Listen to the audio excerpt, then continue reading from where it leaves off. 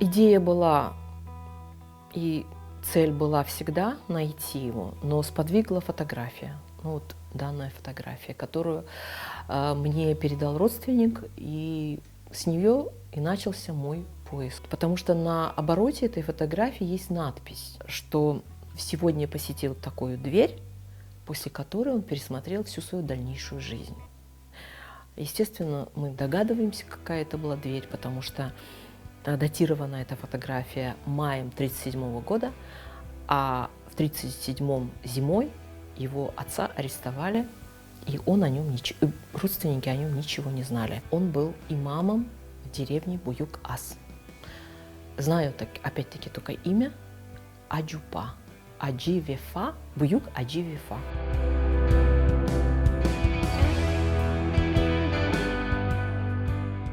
После, видно, допроса он сделал какие-то выводы для себя. Видно была тревога, потому что он сфотографировался и раздал всем родственникам.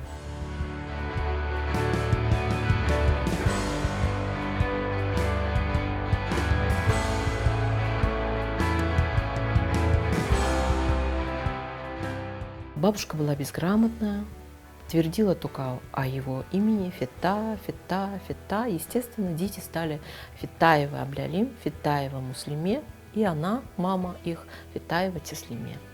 Больше о нем мы ничего не знали, только знали имя. И когда я увидела роспись, я увидела букву «В».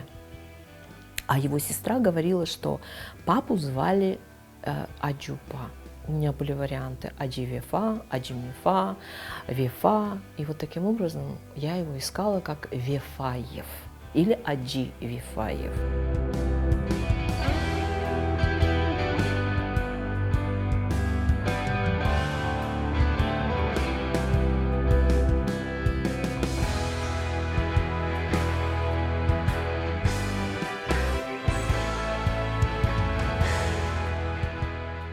Ответы приходили: нет, не имею, не знаю, такого нет, отсутствует. Я цеплялась за его работу, потому что он был бухгалтером в двух колхозах – Кизилтабан и Ким. И был он человеком грамотным, но опять-таки никакой информации.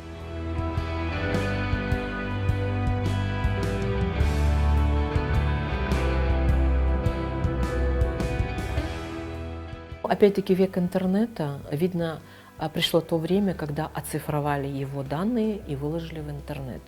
И мои поиски были безрезультатны, но мне помог Эдем Дудаков.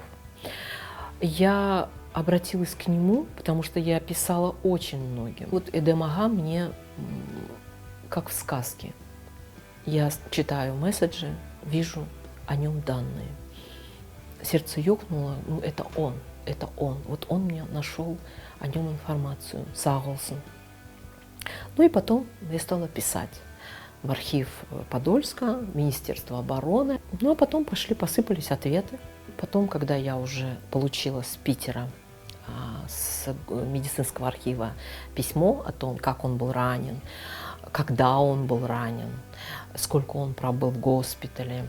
Он с 21 по 24 января находился в лесу, раненым, который подорванный на мине, пробитым легким, разорванным плечом, бедром.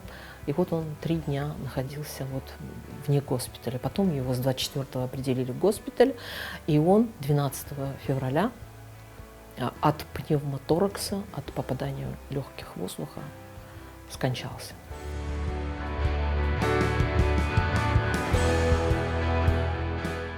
Когда я увидела о том, что его фамилия, имя и где он погиб, это деревня Сырокаска, Ленинградская область, и там когда черту ведешь, написано увек, кого увековечили, а у него ничего нет.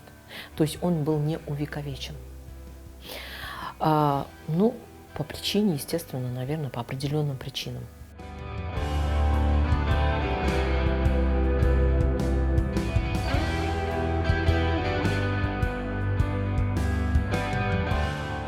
Написали в письме, что если я докажу, что это он, предоставлю документ о извещении о смерти или его метрические данные, то я смогу увековечить как Вифая Фета. Но я написала о том, что как в этот момент мою бабушку выселяли, что никакого документа нет, и просьба увековечить его под его настоящим именем.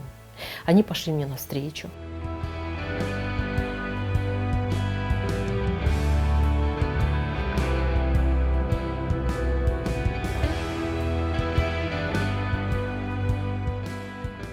Такая личность, ну не мог он как-то просто взять и исчезнуть.